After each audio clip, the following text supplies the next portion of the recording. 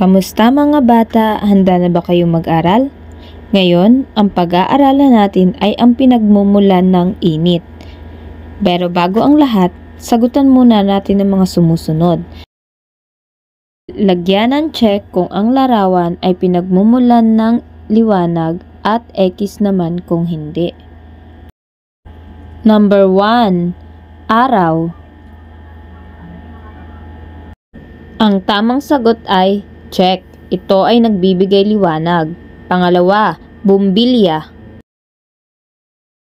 Ang tamang sagot ay check. Ito rin ay nagbibigay ng liwanag. Pangatlo, plancha. Ang tamang sagot ay X. Pang-apat, kandila. Ang tamang sagot ay check. Pang-lima, electric fan. Ang tamang sagot ay X dahil ito ay hindi nakakapagbigay ng liwanag. Bukod sa liwanag, ano pa ang naibibigay ng araw sa atin?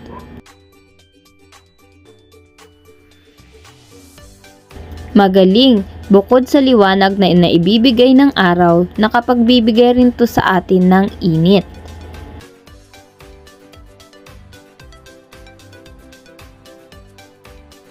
Ngayon, tukuyin kung ang sumusunod na bagay na nasa larawan ay nagbibigay ng init.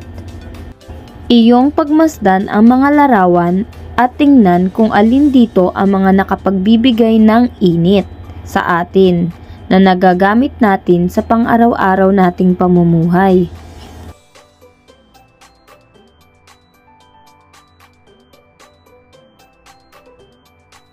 Ang araw ang pinagmumula ng liwanag at init sa mundo. Ang init nito ay ginagamit ng lahat ng namumuhay dito. May mga pinagkukunan din ng init mula sa artipisyal na mga bagay gaya ng kalan, uling, at siga.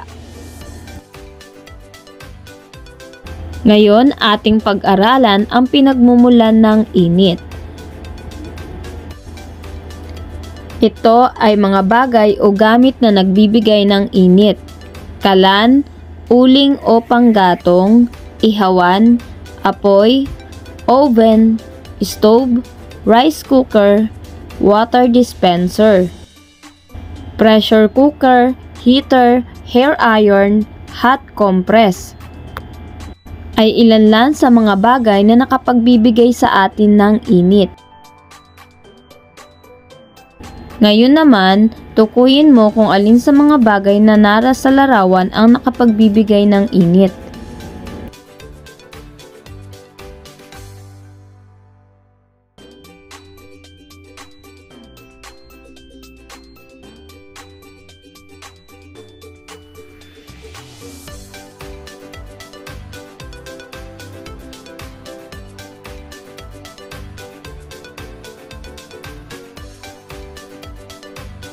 Ngayon naman, lagyan ng check ang mga bagay na nagbibigay ng init at X naman kung hindi. Bumbilya. Ito ba ay naka-check or X? Check. Ang bumbilya ay nakapagbibigay din ng init. Pangalawa, oven. Ang tamang sagot ay check. Ang oven ay nakapagbibigay ng init. Pangatlo, plancha. Ang tamang sagot ay check. Ito rin ay nakapagbibigay ng init sa atin. Pang-apat, rice cooker. Ang tamang sagot ay check. Number 5, buwan. Ang tamang sagot ay X. Ito ay hindi nakapagbibigay ng init sa atin. Tandaan na ang araw ang pinagmumulan ng liwanag at init sa mundo. Ang init nito ay ginagamit ng lahat ng namumuhay dito. May mga pinagkukunan din ng init mula sa mga artipisyal na mga bagay gaya ng kalan, uling at siga. Ngayong nalaman nyo na kung saan nanggagaling o ano ang pinanggagalingan ng init, gawin ang mga sumusunod na pagsusulit. Gumuhit ng araw kung ang sumusunod na larawan ay nasa larawan ay pinagmumulan ng init at ulap naman kung hindi.